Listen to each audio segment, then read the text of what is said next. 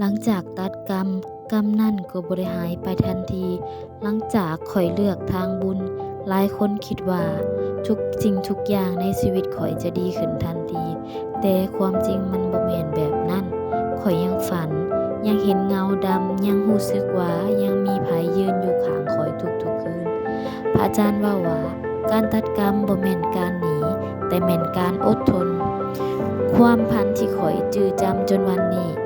คืนนั้นข้อยฝันว่า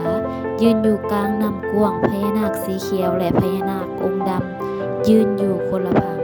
ฝั่งหนึ่งเป็นความหังมีแต่มีอำนาจและการปกป้อง อีกฝั่งหนึ่งมีแต่แสงเทียนและเสียงสวดมนต์ และข้อยถูกถามอีกครั้ง เจ้าจะเลือกไผ ข้อยบ่ตอบ แต่ข้อยย่างออกมา ในฝันข้อยบ่ได้เว้าหยัง ข้อยค่อยๆย่างออกจากน้ำไปหาแสงเทียน ด้านหลังมีเสียงร้องบ่ร้าย บ่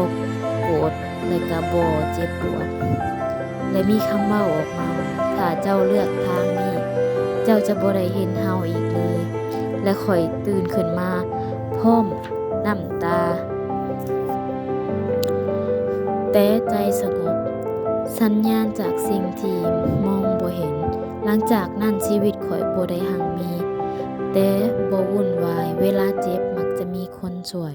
เวลาท้อมักจะมีทางออก คืนหนึ่งข้อยเห็นงูน้อย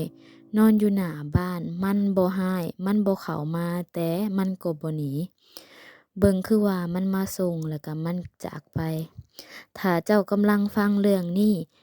และเคยฝันแปลกๆ เคยเจอสิ่งที่อธิบายบ่ได้